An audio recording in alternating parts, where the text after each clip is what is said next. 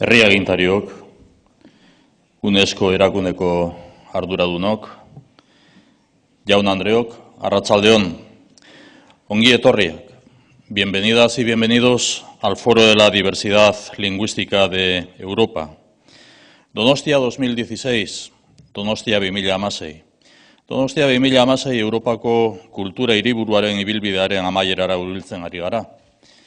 Egitasmoa errealitate bihurtuta ikusteko aukera izan dugu, eta gaur kulturaren kateari jarraipena eman diagu Aarhuseko eta Pafoseko ordezkariekin batera. Elkarrekin bizitzeko kultura zabaldu dugu. Horretarako, sorkuntza, gogoeta eta parte hartzea balioatuz. Elkar bizitza eredu berri eta iraunkor bat sortzea izan dugu helburu.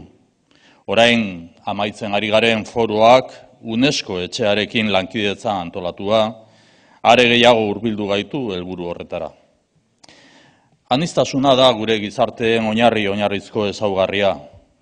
Toki garrantzitsua izan du hizkuntza aniztasunak Donostia 2016ren barruan. Hori babestuz eta sustatuz, sendotu eta bateratu egiten ditugu elkarbizitza eta gure gizarteak. Euskara bizikidetzarako hizkuntza bizia maiz erabiltzen dugun ideia da. Horrekin batera esango nuke elkar bizitzarako hizkuntza aniztasuna. Izan ere, euskara da guk hizkuntza aniztasunari egiten diogun ekarpen propioa. Euskara bizi berritzeko ahaleginean dihardugunok ongi ezagutzen dugu hizkuntza aniztasuna eta bizikidetza lotzen dituen sokaren sendotasuna. Sendoa delako hizkuntza aniztasunak hango eta hemengo gizarteen kohesioari egiten dion ekarria. Sendoa euskarak euskal gizarte anitzari egiten dion ekarpena eta ematen dion kolorea. Halaxe da, baita ere, denon artean eraiki behar dugun Europa berritu honetan. Sorreratik beretik egin dugu gurea euskaldunok Europa batuaren ideia. Hasiera beretik eragile aktiboak izan gara Europa batuaren ideia edatzeko lanean. Gaur egun, ziurgabetasunez eta distantziaz beterik begiratzen dio Europako herritar askok Europari. Europak beharrezkoa du nolabaiteko berpizkunde ilusionagarri bat. Horretarako beharrezkoa izango du herritarren buruak eta bihotzak irabaztea, eta horretarako beharko du Europak bere herrien, kulturen eta hizkuntzen aniztasuna erdigunean jarri. Europaren hizkuntza aniztasuna, Europar erakundeetan ofizialak diren 24 estatu hizkuntzetatik arantzago doa. Badira gutxienez 50 milioi herritar Europar. 24 hizkuntza horiek ez ezik, beste hizkuntza batzuek ere bere dituztenak.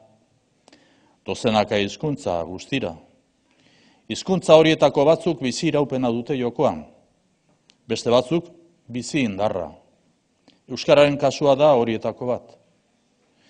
Euskarak gainbehera joatetik hazkunde bidea urratzera jauzi egin du azken 3 hamarraldiotan Euskadiko autonomia erkidegoan. Hazi egin da. Gaur egun 860.000 euskaldun dago gure erkidegoan. Euskarak ez du sekula hainbeste hiztun izan. Euskal gizartearen meritua da, noski, baina ezin gara patxada ederrean geratu. Behar dugu jarraitu hizkuntza eskubideak hobeto eta gehiago bermatzen. Eta batez ere, behar dugu gero eta euskal herritar eta euskaldun gehiagoren bihotzak eta ezpainak euskararen sokarekin uztartzea. Ideia hauze azpimarratzen nahi dut Europako hizkuntza aniztasunaren foroaren amaiera honetan. Euskararen eta beste dozenaka Europar hizkuntzen bizi indarra areagotzea eta sendotzea bada helburu europarra. Beharrezkoa da beste hizkuntza politika europar bat. Europako hizkuntza guztiak ez soilik 24 estatu hizkuntzak aintzat hartuko dituen hizkuntza politika inklusiboa behar du Europar batasunak. Ez dira hutsetik abiatzen Europako instituzioak langintza horretan. Hor dugu Europako Kontseiluaren eremu urriko hizkuntzen karta, gaur goizean hemen aztergai izan duzuena. Hor dugu, Europako Batasuneko oinarrizko eskubideen karta. Argi adierazten du, bere 22. artikuluan, Europako Batasunak kultura, erlijio eta hizkuntza aniztasuna errespetatzen dituela. Hor dugu, NPLD sarea. Jaurlaritzako presidentziatik lanean ari gara.